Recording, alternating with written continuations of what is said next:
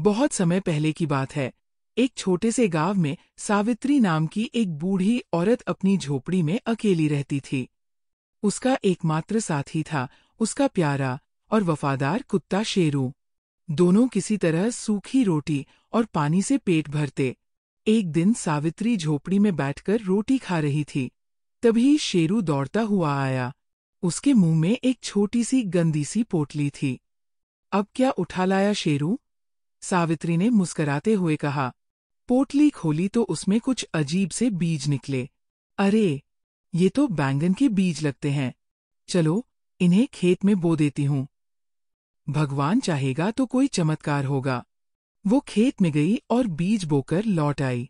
अगली सुबह जब वो खेत देखने गई तो उसकी आंखें हैरानी से फटी की फटी रह गईं। पूरा खेत बैंगनों से भरा पड़ा था और एक पेड़ भी उग आया था जिसमें दर्जनों बैंगन लटक रहे थे। हे भगवान, ये क्या करिश्मा हो गया, उसने खुशी से कहा। वह दौड़कर बैंगन तोड़ने लगी। एक बड़ी टोकरी भरकर लौटते समय उसे गांव का सब्जी वाला श्यामू मिला। अम्मा, ये बैंगन तो बड़े ताजे लग रहे हैं। बेचोगी क्या? ले जा बेटा, जो दे सके दे देना। श्यामू ने 10 रुपए दिए और सारे बैंगन खरीद लिए। सावित्री घर लौटी, आटा खरीदा और उस रात शेरू और उसने बैंगन का भरता और गरम रोटी खाई। दोनों की आंखों में चमक थी सुख की। अगले दिन फिर वही चमत्कार।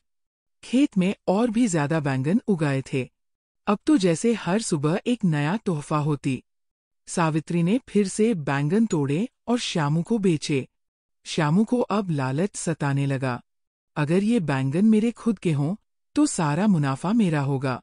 उस रात वह चुपके से सावित्री के खेत में घुस गया और 4 बोरी बैंगन चुरा कर ले आया।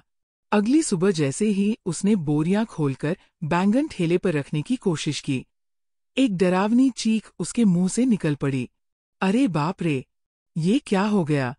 चारों बोरियों में बैंगन की जगह ढेर सारे चूहे थे। वे उछल कूद मचाने लगे, बोरी कुतरने लगे और श्यामू की पूरी दुकान पर फैल गए। बचाओ, ये बैंगन तो चूहे बन गए। ये कोई जादू है। श्यामू डर के मारे अपनी दुकान छोड़कर भाग गया। उधर सावित्री खेत पहुंची तो देखा किसी ने बैंगन तोड़कर फेंक दिए थे। वो समझ गई कि किसी ने चोरी की है। कोई बात नहीं, भगवान सब देखता है, वो बोली और बैंगन समेटकर सड़क किनारे बेचने बैठ गई। वहां से एक बड़ी गाड़ी निकली जिसमें एक शहर का व्यापारी बैठा था।